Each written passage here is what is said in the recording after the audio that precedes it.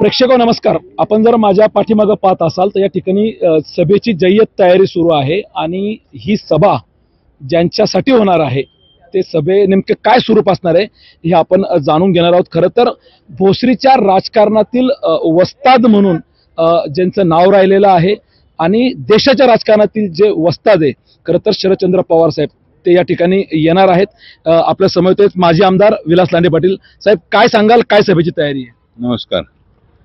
खरं पाहिलं तर देशाचे नेते आणि जिल्ह्याचे सुपुत्र की ज्यांनी खऱ्या अर्थानं या परिसरामध्ये माळरानाचं सोनं करणारा एक दुष्ट नेता त्या ठिकाणी आज उपस्थित राहणार आहे आणि एक बदल हा तर 100% घडणार आहे। परंतु आज 10 वर्षानंतर पवारसाहेब या ठिकाणी येतात आणि आल्यानंतर त्यांचं स्वागत करणं, त्यांचा आदर सत्कार करणं या ठिकाणी आमच्यासारख्या कार्यकर्त्याचा क्रमप्राप्त आहे। कारण देशामध्ये काम करत असताना त्यांनी आपलं हे घरटे या ठिकाणी चांगलं जपलेलं आहे। घार हिंडत्या आकाशी पण तिचे चित्त पिलापाशी असे त्या याच्याप्रमाणे या परिसरामध्ये सातत्याने लक्ष दिलेले साहेबांनी। कैलासवासी यशवंतराव चव्हाणांच्या नंतर इंडस्ट्रीला मुहूर्तमेढ लावणारे आणि पुढे नेणारे त्या ठिकाणी कैलासवासी अण्णासाहेब मगर आणि त्याला खऱ्या अर्थानं एक चांगल्या प्रकारे मोठ्या प्रमाणामध्ये ताकद देण्याचं काम केलं तर ते आदरणीय शरद पवार साहेबांनी। मल्टीनॅशनल कंपनीची मोठमोठ्या इंडस्ट्री या परिसरामध्ये आल्या, IT पार्क आला, असे अनेक उद्योग आले। त्यामुळं कामगारांची असणारी ही नगरी, कष्टकऱ्यांची नगरी, शेतकऱ्यांची नगरी, दीनदलितांची नगरी, महिलांचं असणारं त्या ठिकाणी मोठं संस्कार त्या ठिकाणी असणारे हे पिंपरी चिंचवड शहर आणि अशा या शहरामध्ये त्या ठिकाणी पवारसाहेब येतात। तर आमच्या या परिसरामध्ये ज्या निवडणुकीच्या माध्यमातून महाविकास आघाडीचा जो आमचा उमेदवार आहे अजित गव्हाणे की त्याला ताकद देण्यासाठी, त्याला आशीर्वाद देण्यासाठी आदरणीय शरद पवार साहेब येणार आहेत। त्यांचं आम्ही भोसरीकरांच्या वतीने मनपूर्वक स्वागत करतो। सर, खरं तर तुम्ही या भोसरी विधानसभेचे प्रथम आमदार राहिलेला आहात। ज्यावेळेस अजित भाऊंची उमेदवारी झाली त्यावेळेला सगळे तर एक बॅनर आम्हाला पाहायला मिळाला, वस्ताद एक डाव राखून ठेवतो, हाच तो डाव आहे का? नाही, याच्यामध्ये काय आहे की खरं पाहिलं तर नवीन तरुण सहकारी मित्र आणि कार्यकर्ता की गेली 20 वर्ष अजित गव्हाणेंनी या परिसरामध्ये एक चांगल्या प्रकारे काम केलं। तो इंजिनियर आहे, सरळ आहे, शांत आहे आणि तो कोणतेही पक्षपात न करता त्या ठिकाणी सत्ता मिळाल्यानंतर निरपक्षपणे त्या ठिकाणी काम करतो। मग तो कोणत्या पक्षाचा, कोणत्या जातीचा ते कधी पाहत नाही, पण तो काम करत राहतो आणि तो काम वेळा त्या ठिकाणी असल्यामुळे त्याला ताकद देणं गरजेचं आहे। मी आणि कैलासवासी अंकुशराव लांडगेंनी त्याला 2002 पासून त्या ठिकाणी ताकद देण्याचं काम केलं आणि आज इथपर्यंत त्या ठिकाणी त्याला उभं केलं आणि उभं करत असताना त्याचा अनुभव की भोसरीमध्ये ज्यावेळेस मोठमोठे प्रकल्प झाले, आपण पाहतो की भोसरीचा उड्डाणपूल त्या काळामध्ये, कैलासवासी अंकुशराव लांडगे नाट्यगृह त्या ठिकाणी, कैलासवासी मारुती नारायणराव लांडगे त्या ठिकाणी असणारं कुस्ती प्रशिक्षण केंद्र, असे अनेक प्रकल्प या परिसरामध्ये त्या काळामध्ये मी आमदार असताना आणि अजित गव्हाणे स्थायी समिती चेअरमन असताना हे उभं करण्याचं काम त्या ठिकाणी केलं। पण आजपर्यंत नंतर गेल्या 10 वर्षामध्ये कोणताही त्या ठिकाणी मोठा प्रकल्प झालेला नाही आणि अशा या तरुण सहकार्याला त्या ठिकाणी ताकद देणं हे माझं काम आहे।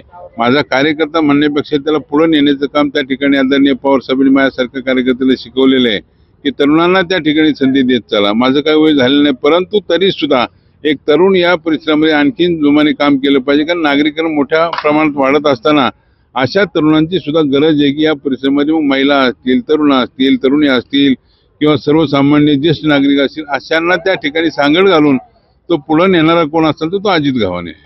लांडे साहेब, खरं तर आपण पाहतोय की महाविकास आघाडीची एक ताकद, एक वज्रमूठ तयार झालेली दिसते। रवी लांडगे प्रचारात सक्रिय आहे, सुलभाताई उबाळे प्रचारात सक्रिय आहे, तुम्ही तुमचं जे मार्गदर्शन आहे तरुणांना देते, काय वाटतं विजयाचा विश्वास? नाही, याच्यामध्ये जर पाहिलं तर कैलासवासी अंकुशराव लांडगेंच्या नंतर मग त्यांचा जो वारसा चालवणार आहे तो आमचा शिवसेनेचा उभाटा गटाचा नेता म्हणून ज्या ठिकाणी त्यांनी या विधानसभा मतदारसंघात आपली उमेदवारी मागितली होती उभाटा गटाकडे, पण महाविकास आघाडीच्या याच्यातनं ती राष्ट्रवादी काँग्रेस शरद पवार साहेबांच्या गटाकडे आली। त्यामुळं मोठ्या मनाने त्या ठिकाणी हे सर्व स्वीकारलं आणि अजित गव्हाणेंच्या पाठीमागे रवी लांडगे असतील, सुलभाताई उबाळे असतील, धनंजय आलाट असतील असे अनेक उभाटा गटाचे नेते सुद्धा त्या ठिकाणी पाठीशी खंबीरपणे उभे राहिले आणि त्यामुळं या भागामध्ये काम करताना खऱ्या अर्थानं भ्रष्टाचार मुक्त झालेला हा भोसरी आपल्याला पाहायचा, पिंपरी चिंचवड शहर पाहायचे. त्या दृष्टिकोनातून अजित गव्हाणेंना ताकद देणं आणि त्या ताकदीनं त्या ठिकाणी खऱ्या अर्थानं शहर निर्भयपणे फिरता आलं पाहिजे ही भावना माझ्यासारख्या कार्यकर्त्याची आहे. खरं तर मतदानाला शेवटचे काही दिवस शिल्लक आहे. अनेक भाजप नगरसेवकांचे प्रवेश आपण याआधी झालेले पाहतोय आणि आजच्या सभेमध्ये देखील काही मोठे पक्ष प्रवेश होतील अशी शक्यता आहे. काय सांगा? आजही होऊ शकतील त्या ठिकाणी. आता लगेच काही नावं सांगत नाही, कारण शेवटी राजकारणात काही गोष्टी असतात की आदरणीय पवार साहेबांनी सांगितले की कोणतीही गोष्ट त्या ठिकाणी विचार करून निर्णय घ्यायचा असतो, तो विचार सातत्यानं तो कायम राहिला पाहिजे. अशा याच्यातनं ती काही लोक त्या ठिकाणी येतील शरद पवारांचा विश्वास ठेवून, असं या ठिकाणी मला वाटतंय. तुम्ही भ्रष्टाचार मुक्त आणि गुंडगिरी दरविषयी मुक्त भोसरी व्हावं असं सांगितलं. तुम्ही स्वतः वारकरी संप्रदायातले आहात, तुम्ही आमदार राहिलेला आहात, तुमचा आमदारकीचा जो काळ सगळ्यांनी पाहिलेला, सगळ्यांना बरोबर घेऊन जाण्याचा होता. परंतु विद्यमान आमदारांचं मध्यंतरी एक स्टेटमेंट झालं की 20 तारखेनंतर मी उत्तर देईल, मी वारकरी आहे आणि मी धारकरी पण आहे. कसं पाहता? आता याच्यामध्ये खरं पाहिलं तुकाराम महाराजांचे असणारं वैकुंठ गमन देऊ आणि त्या ठिकाणाहून वाहणारी इंद्रायणी नदी माता आणि त्या इंद्रायणी नदी मातेच्या असणाऱ्या किनाऱ्यावरती संत ज्ञानेश्वर महाराजांची समाधी आहे. त्या याच्यामध्ये लोक समाधीवरती जाऊन त्या ठिकाणी आपलं नतमस्तक होतात, समाधीवरती डोकं ठेवतात आणि त्या पसायदानामध्ये सांगितले आता विश्वात्मके देवे येणे वागेत तोषावे तो शिवनीमध्ये द्यावे. ह्या विश्वासानं त्या ठिकाणी आता लोक आपल्या याच्यामध्ये उतरलेली आहेत आणि आमच्या या परिसरामध्ये पिंपरी चिंचवडकरांचं असणारं स्वप्न हे शरद पवारांचं स्वप्न ते साकार करण्याची वेळ ही 20 तारखेला त्या ठिकाणी आलेली आहे. त्यामुळे 100% पिंपरी असेल, चिंचवड असेल आणि भोसरी अशा ठिकाणी ही तुतारी वाजणार आहे. तर हे होते माजी आमदार विलास लांडे. खरं तर यांनी या ठिकाणी केवळ भोसरी विधानसभा नाही तर पिंपरी आणि चिंचवड याही विधानसभेमध्ये तुतारी वाजणार आहे. कारण तिन्ही विधानसभेला शरदचंद्र पवार यांच्या राष्ट्रवादी काँग्रेसचे उमेदवार त्या ठिकाणी निवडणूक लढवत आहे आणि आज या ठिकाणी भव्य सभा सायंकाळी या ठिकाणी होणार आहे. खरं तर येत्या 23 नोव्हेंबर रोजी काय निकाल लागणार आहे, मतदार काय कोणाला कौल देतात हे पाहणं महत्त्वाचं ठरणार आहे. परंतु विलास लांडे पाटील यांचं असणारं मार्गदर्शन, त्यांनी अनेक निवडणुका लढवलेले आहे, हे निश्चितच अजित गव्हाणे यांच्या विजयासाठी पूरक ठरणार आहे हे मात्र निश्चित आहे. कॅमेरामॅन भानुदास शिवराळेसह मी अतुल परदेशी, आपला आवाज भोसरी.